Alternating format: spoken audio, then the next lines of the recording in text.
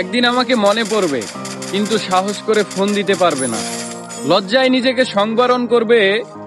আমাদের এত গল্প আর এত স্মৃতি জমেছে যে তুমি অন্য কারো মাঝে আমার ছায়া দেখবে, কিন্তু সেখানে আর আমাকে পাবা না। একটা আক্ষেপ জন্ম নিবে তোমার ভিতরে।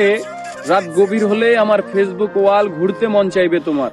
হয়তো সব বাধা ভেঙে মনের সাথে যুদ্ধ করে হলেও আমার প্রতিটি পোস্ট দেখবে, হাসবে, রাগ করবে, কিন্তু আমাকে সেই অনুভূতি বলতে পারবে না।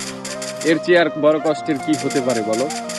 কোনো এক ভোরে কিংবা গভীর রাতে ঘুম ভেঙে ফোন চেক করে দেখবে আমার কোনো টেক্সট আছে কিনা। আমাকে না পেয়ে তোমার যেই দীর্ঘশ্বাস জন্মাবে তা তোমার প্রাপ্য ছিল। আমি তো কোনো অন্যায় করিনি। এখন যার সাথে আছো তাকে নিয়ে যতই সুখে থাকো, যতই ভালো থাকো, আমি জানি আমাকে তোমার মনে পড়বেই, কারণ আমি তোমাকে ঠকাইনি। তার সাথে কাটানো প্রতিটি সুখময় মুহূর্তে আমি থাকবো তোমার মস্তিষ্কের একটা কোণে।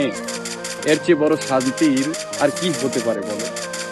আমাকে কষ্ট দেওয়ার প্রতিটি পাপ তোমাকে ঘিরে ধরবে। একদিন তুমি অসুখী হবে, একদিন তোমারও আমার জন্য কাঁদতে মন চাইবে, কিন্তু চোখের পানি আর আসবে না। এক শীতে সমুদ্রে স্নান করতে যাবে, সাথে প্রিয় মানুষটা থাকবে, অথচ সেখানে আমার থাকার কথা ছিল।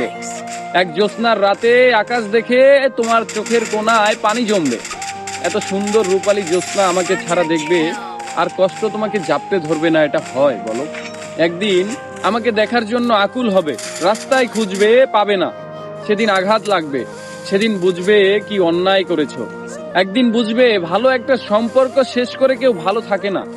একদিন বুঝবে কথা দিয়ে কথা না রাখাটাও একটা অন্যায়। সেদিন চাইলেও আর নিজেকে ভালো রাখতে পারবে না। কিন্তু একদিন আসবে, সেই দিন আমি আর তোমার মাঝে সুখ খুঁজবো না। আমি না চাইতেও তোমার দেওয়া প্রতিটি অবহেলা একদিন আমার জীবনে অন্য কারো মাধ্যমে সুখ হয়ে ফেরত আসবে, কিন্তু আমি আর তোমাকে মনেও করব না।